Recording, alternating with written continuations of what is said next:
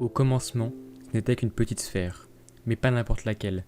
Cette dernière pouvait prendre l'apparence de tout ce qui l'entoure, et cette petite sphère a été envoyée sur Terre par un mystérieux homme en noir dans un seul but: sauvegarder toute vie sur cette Terre afin de la protéger des frappeurs, des êtres mystiques, cherchant à tout dérober.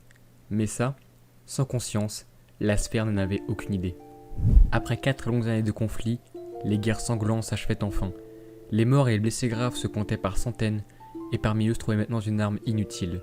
Vide, sans émotion et sans ordre à effectuer, sa vie n'avait plus aucun sens. Bienvenue dans ce 5e épisode de Destin Croisé, la mini-série analyse des personnages sur cette chaîne, et d'aujourd'hui nous allons même découvrir la vie tragique et mélancolique de 2 personnages aussi fascinants que sombres, Im de To Your Eternity et Violet de Violet Evergarden.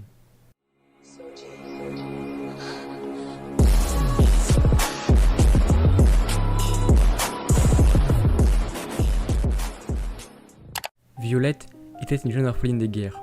Offerte au Major Gilbert, Tani sera à la fois son supérieur, mais aussi celui qui la prendra sous son aile.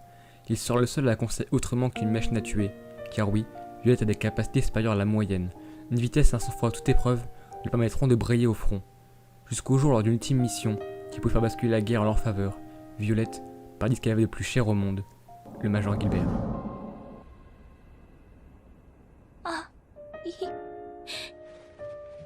Aiって何ですか？愛って何ですか？わかりません。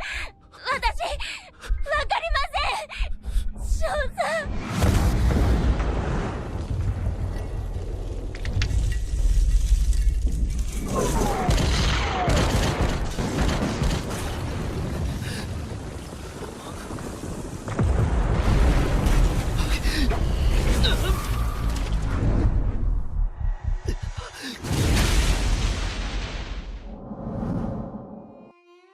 La petite sphère, évoquée plus tôt, erra cette terre pendant un moment, avant d'enfin changer de forme et se transformer en un simple caillou, avant que des saisons plus tard, un jeune loup blessé s'échoua sur lui.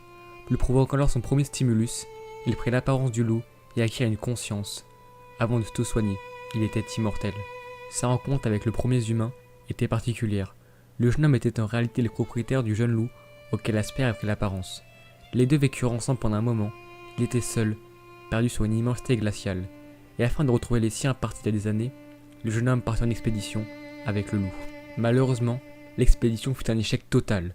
La famille du jeune garçon était morte et ce dernier revient grièvement blessé, avant de mourir quelques jours plus tard. ことずっと覚えていて。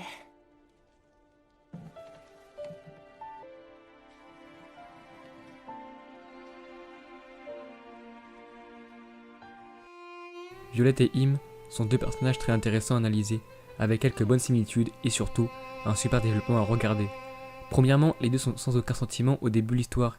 Ils devront tous deux apprendre à vivre normalement avec leurs amis pour y découvrir ce monde avec ses multiples facettes. Et c'est justement Im qui fera un tas de rencontres qui lui seront bénéfiques pour l'avenir.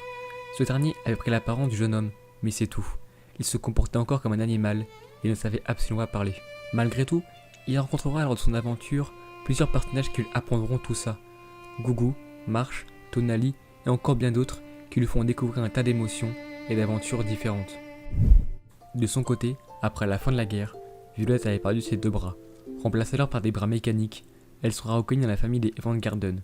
Malheureusement, elle ne se sentira pas à sa place et partira en quête de se trouver sa vocation, comme l'aurait voulu Gilbert.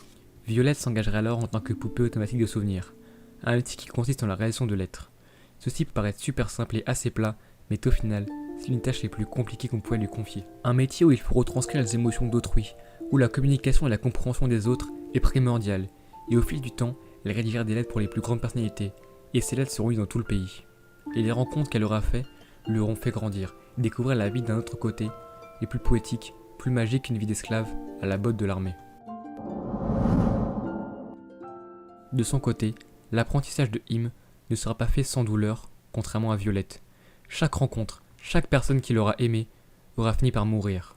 Marche, d'une flèche de Ayase, l'ennemi juré de Im, Gugu, d'une attaque de frappeur, et Piolan, morte de vieillesse, la dame qui aura été le plus proche de lui durant toutes ses aventures.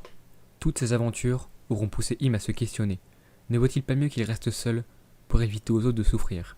Et après la mort de Piolan, l'un des êtres le plus cher à ses yeux, Im sombra dans une folie de tuer tous les frappeurs, jusqu'à oublier son humanité. Et c'est là le point culminant du développement des deux personnages, toujours poussés à être de l'avant malgré leur vie passée, et les nombreux proches qui les ont accompagnés et qui ne sont plus là. Faire son deuil afin de continuer à vivre, parce que c'est ce qu'ils auraient voulu, et ça, Violette l'a bien compris.